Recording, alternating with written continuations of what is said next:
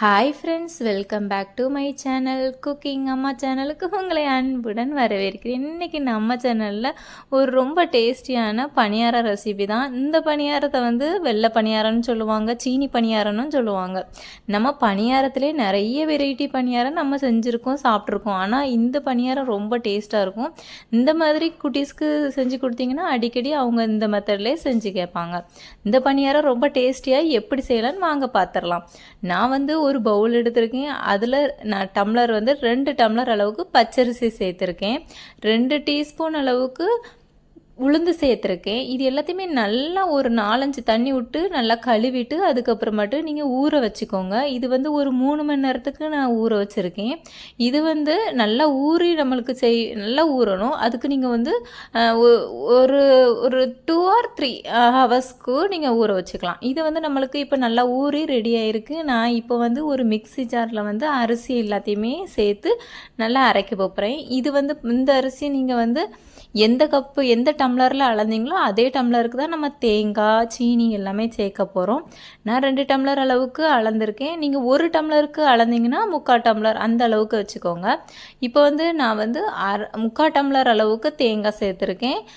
அதே மாதிரி 3/4 டம்ளர் அளவுக்கு சீனியும் எடுத்துக்கோங்க. 2 ஏலக்காய் எடுத்துக்கோங்க. அப்புறம் ஒரு பிஞ்ச் அளவுக்கு உப்பு சேர்த்துக்கோங்க. இது எல்லாத்தையும் சேர்த்துட்டு கொஞ்சமாக தண்ணி விட்டுக்கோங்க. தண்ணி அதிகம் ஆயிடக்கூடாது. தண்ணி அதிகம் ஆகிட்டுனா நம்மளுக்கு பிரிஞ்சு போயிடும். அதனால் தண்ணி கரெக்டான அளவுக்கு சேர்த்துக்கோங்க. இது நம்மளுக்கு தோசை பதம் அளவுக்கு இருக்கணும். நான் நல்லா அரைச்சி எடுத்துகிட்டு வந்துட்டு இப்போ கொஞ்சம் சோடாப்பு சேர்த்துக்கோங்க. சோடாப்பு சேர்த்து நல்லா கலந்து விட்டுக்கோங்க. இப்போ நம்மளுக்கு கலந்தாச்சு. இப்போ நம்ம மாவு ரெடியாக இருக்குது. இப்போ ஒரு பவுலில் சேர்த்துக்கோங்க. ஒரு பவுலில் சேர்த்துட்டு ஒரு 1/2 ஹவருக்கு அப்படி விட்டுருங்க.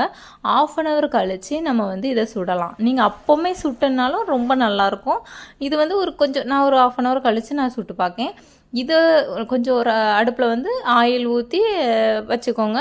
இப்போ நம்ம ஒவ்வொரு பணியாரமாக ஊற்றி எடுக்க போகிறோம். நான் ஃபஸ்ட்டு பணியாரம் ஊற்றுறேன். நம்மளுக்கு எப்படி வருதுன்னு பார்ப்போம்.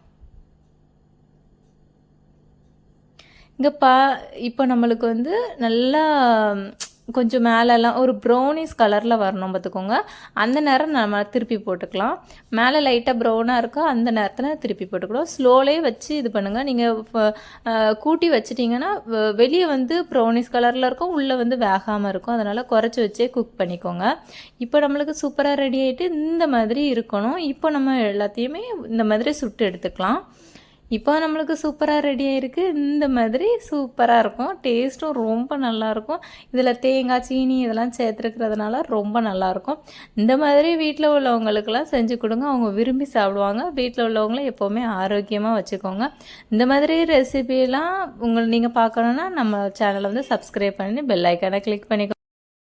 இந்த ரெசிபியை செஞ்சு பார்த்துட்டு எப்படி இருக்குன்னு மறக்காமல் கமெண்ட் பண்ணுங்கள். தேங்க்யூ. டாட்டா, பாய்.